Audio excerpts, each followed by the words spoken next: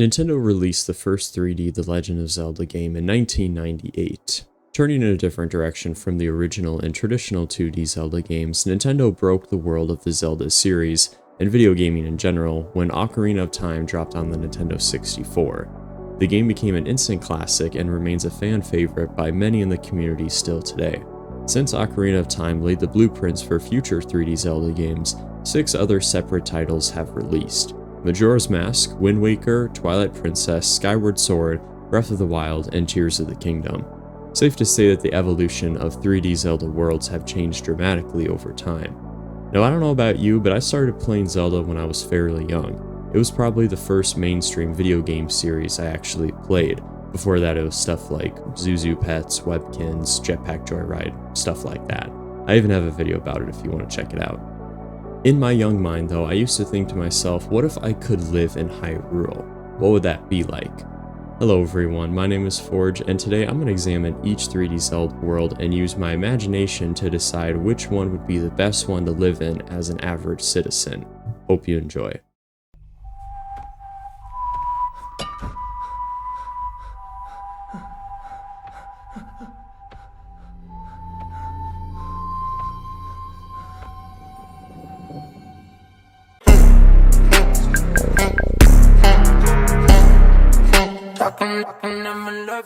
In order to determine which world would be the best to live in, allow me to first define what my criteria constitutes as the best.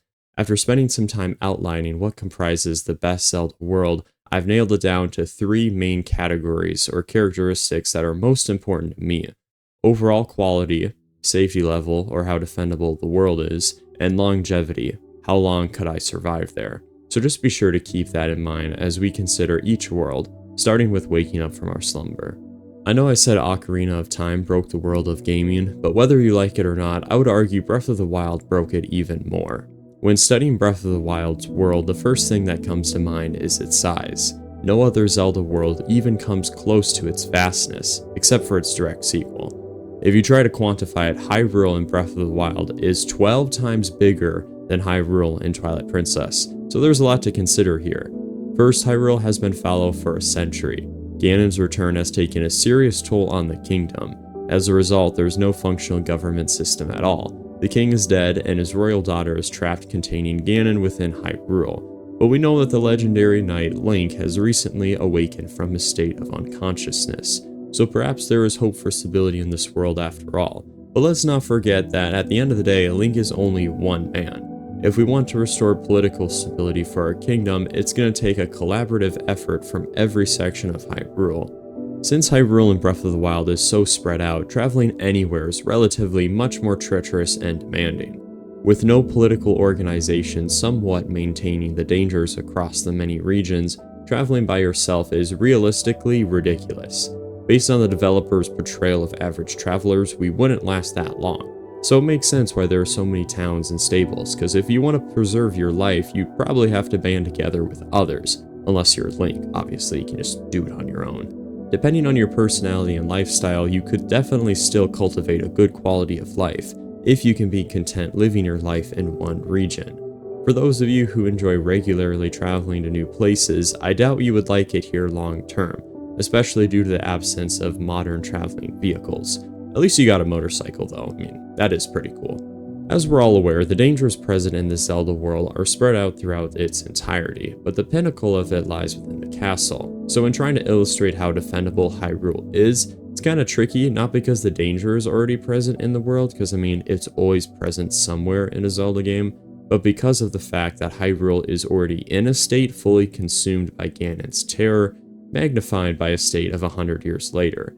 So it doesn't make much sense trying to estimate how defendable a kingdom is when it's already been infiltrated and in ruin. So let's imagine a post-Ganon Hyrule, free of his terror. Geographically, the fringes of Hyrule favor us. Notice how pretty much wherever you are at the edge of the world, you have a significant height advantage here. It would seem that only a coordinated aerial attack could seriously penetrate Hyrule's foundations. Another advantage is the dispersion of citizens in Hyrule. Top right, we got Hylians and Gorons, with the Zoras just a little bit south. Bottom right, we got more Hylians. Bottom left, we got Gerudos, and of course, more Hylians. And then we got the Ritos top left with even more Hylians. My point is that no matter where you go, we have citizens covering that area of Hyrule, thus making an external sneak attack extremely difficult to conduct. However, as we have witnessed, supernatural infiltrations from entities such as Ganon bypass all these safety measures, but I would argue that compared to most other Zelda worlds, Breath of the Wild realistically has a naturally high level of defendability, from most regular attacks at least. So realistically, how long could we last in current Breath of the Wild's Hyrule? If we look into its history, we know earlier inhabitants had settled here 10,000 years ago. Of course, there were trials and tribulations and Ganon himself, but they still maintained to preserve Hyrule in some state.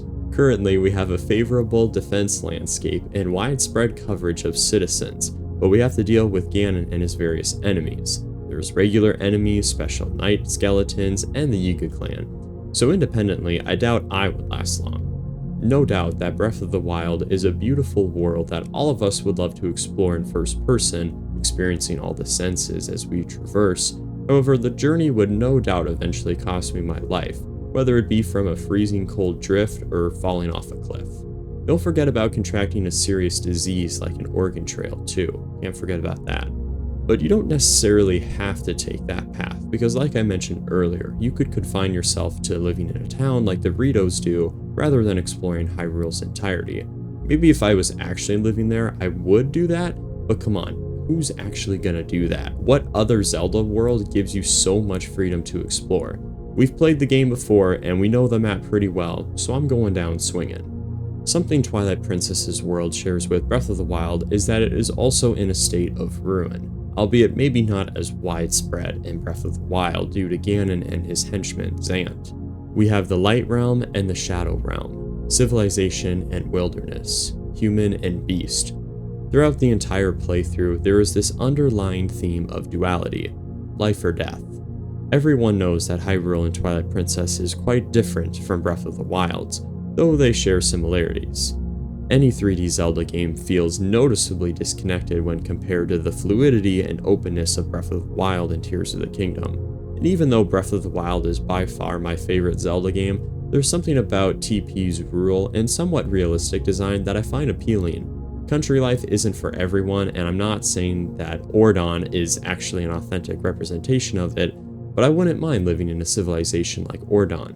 With the forestry Faron region directly connected, it would be pretty cool. Running through the forests, the caves, we've got waterfalls, ponds, and so on. It'd be pretty cool. As we expand further into Twilight Princess's entirety, that sense of secluded community gradually fades away. Hyrule Field is quite expansive and relatively flat, yet I feel a sense of peace and freedom out here.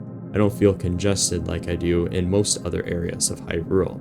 Hyrule Castle itself has a distinct feeling as well, possibly because there's so many people there.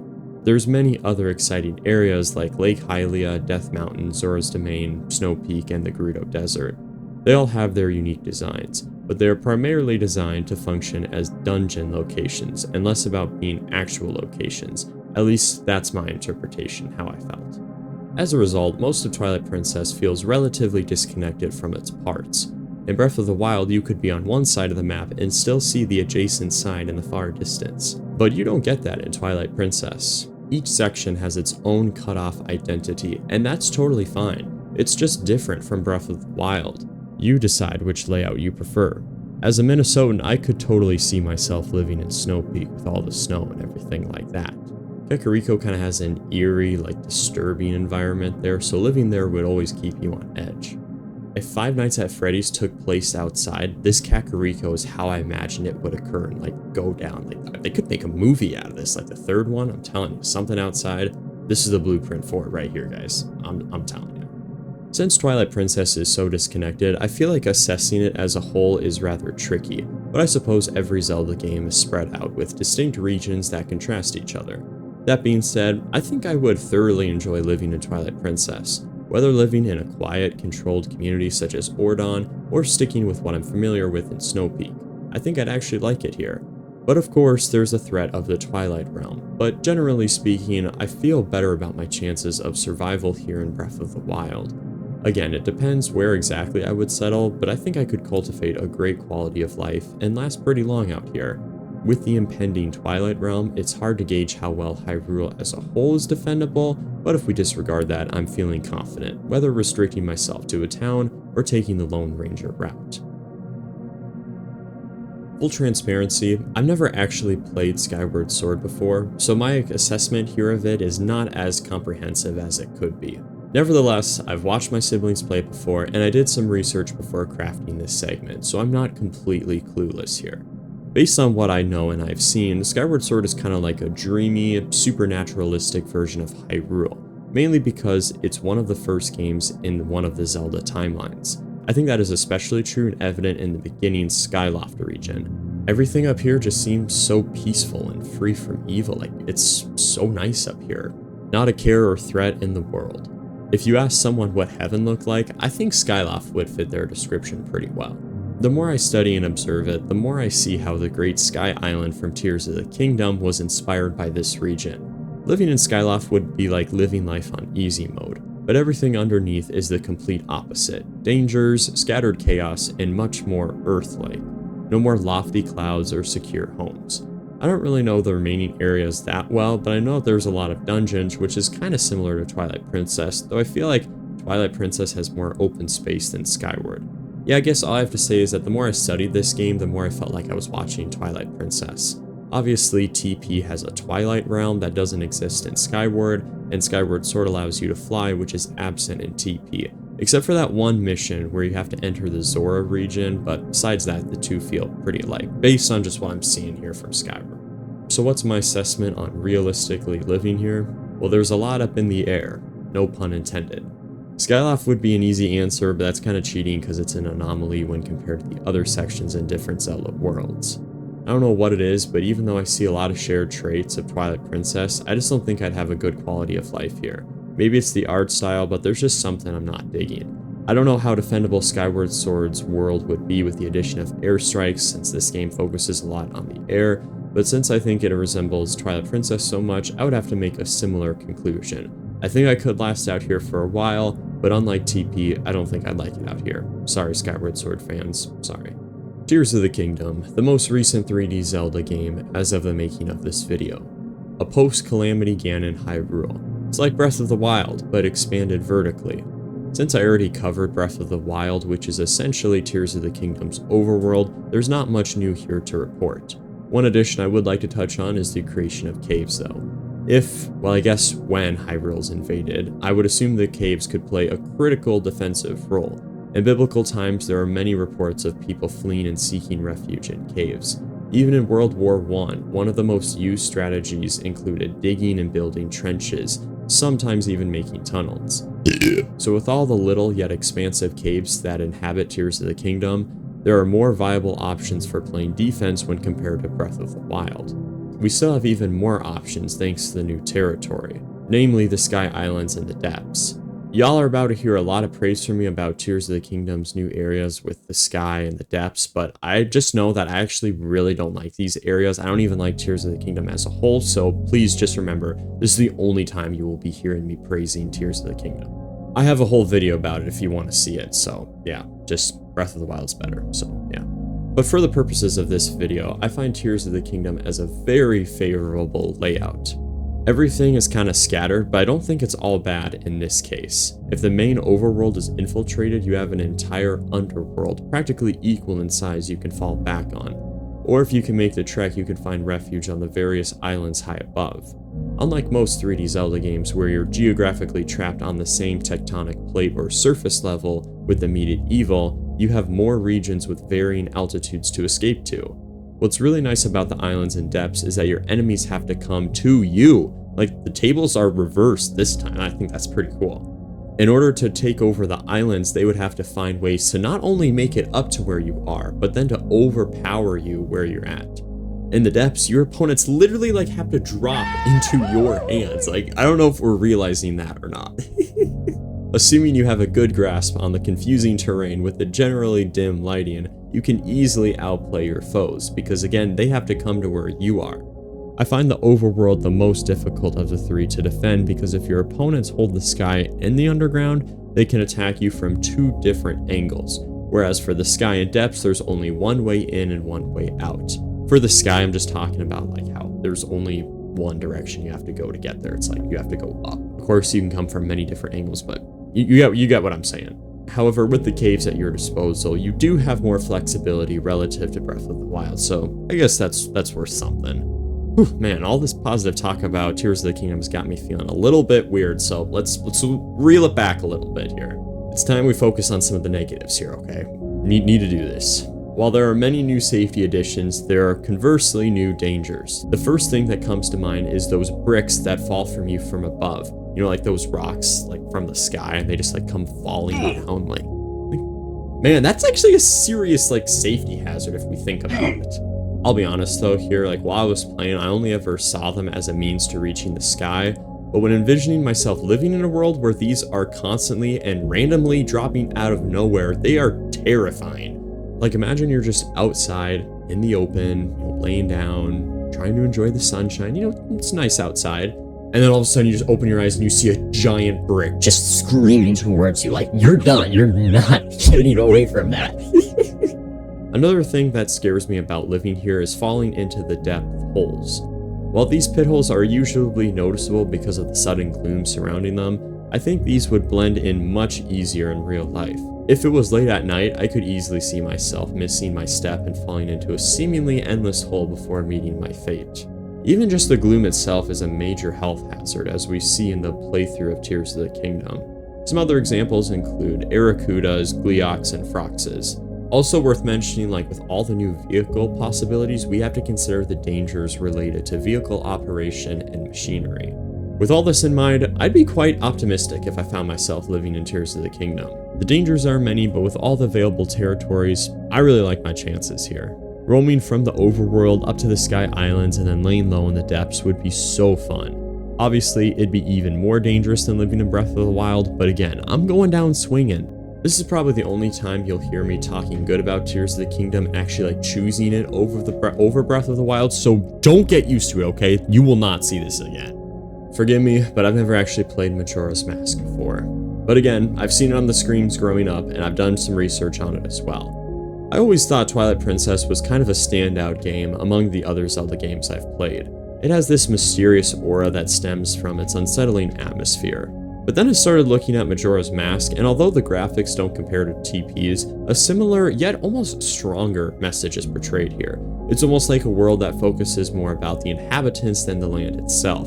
A place of impending doom, which can be felt and seen by the community, much like Twilight Princess.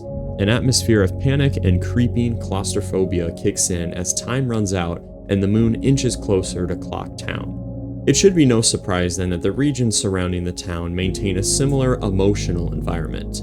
There's the southern swamp in the Woodfall region, but it's literally and metaphorically sick. We also have Snowhead and the mountain region, a lonely and desolate place with the community mourning the death of their beloved Darmani. There's the Great Bay in the coastal region, but it's pretty grim over there. And then there's the Icona or Icona Canyon, I don't know, it's the eastern wasteland. In here we have citizens dealing with trauma passed through generations, aka multi-generational or intergenerational trauma for my fellow psych majors out there. Basically, wherever you are in this melancholic Zelda world, there's this overarching sense of turmoil present in every one and every square inch. The impending apocalypse is evident. Something I discovered during my research of Majora's Mask is that its world is relatively small compared to other 3D Zelda worlds. I don't think this should be too surprising though, considering the game was released in 2002, and technology in game development and developers have come a long way since then. Despite its rather petite mass, Majora is reported as being exponentially dense. It's interesting how such a seemingly depressingly structured game is regarded so positively by many. Perhaps there is something appreciable about Majora's Mask realism and emotional disclosure and transparency. There's not much else I have to say.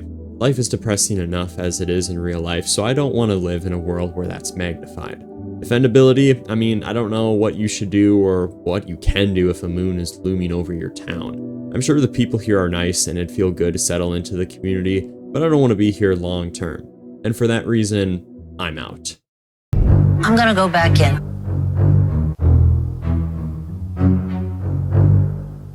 And for that reason, I'm out. Once again, I haven't played this Zelda game, but that's the last time you'll hear me say that today, so you know the spiel, I did my homework on this game, blah blah blah. As I mentioned in the beginning, Ocarina of Time is classic Hyrule, the first 3D Zelda game with a 3D world. In some sense, it set the standard of future Zelda games. I like how the developers start the game off, a peaceful, medieval world with the staple locations. But then things take a drastic turn, a result of the dual world structure between child and adult Link. This sudden before and after plot twist is a testament to what happens when evil rules unchecked. It symbolizes how great and wonderful things can gradually or suddenly be corrupted. Or perhaps it illustrates how our perspectives of life can be initially positive and lighthearted as young children, but as we age and become adults, our perceptions can be darkened or damaged as a result of lived experiences. Similar to Majora's Mask, Ocarina's world is relatively small in the 3D Zelda world category, but still massive for its time. There are lots of enthralling areas, but I'm not going to cover all of them. But there is Lon Lon Ranch, which I'm just now understanding has been used as inspirations for many other Zelda games. We got Kokiri Forest with the Lost Woods, such a banger theme. Wow, that one never gets old.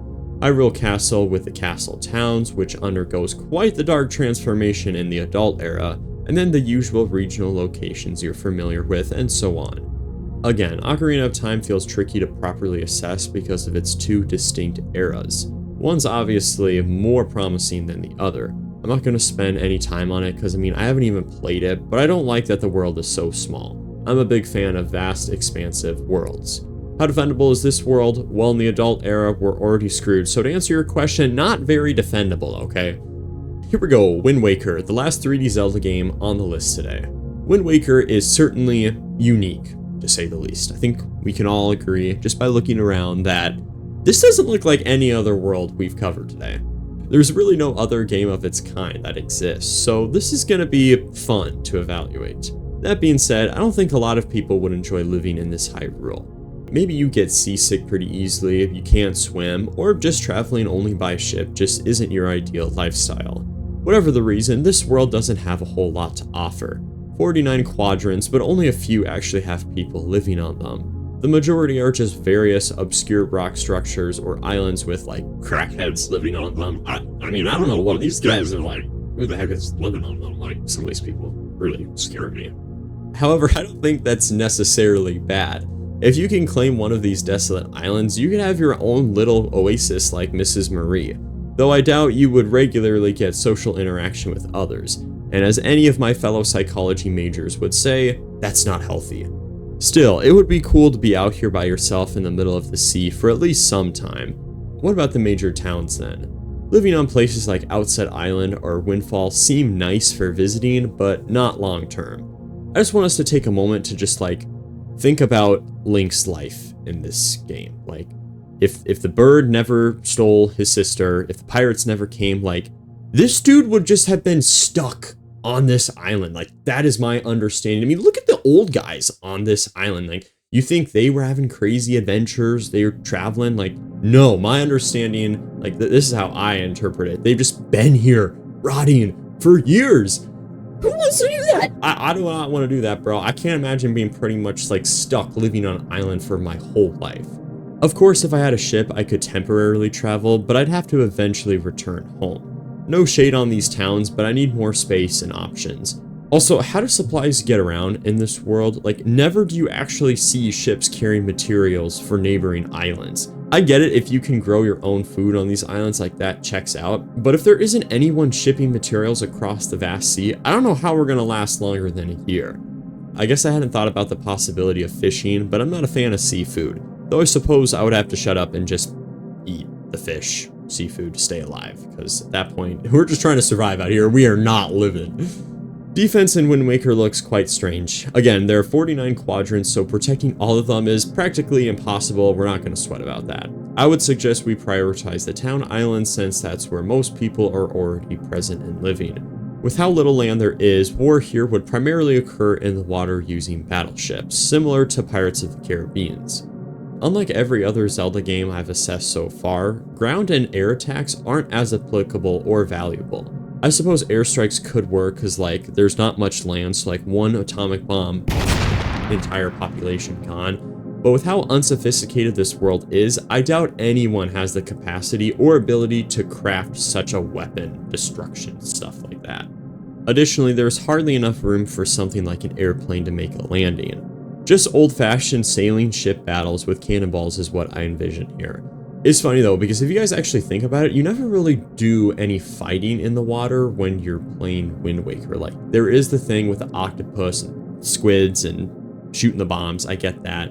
But most of it occurs on land, in the dungeons. Realistically though, it actually should occur in the waves, at least it's not crazy to say with how much water we've got. I think that makes sense. I'm guessing this isn't what we see in the game though, because technology is not advanced enough to mass produce ships ready for battle.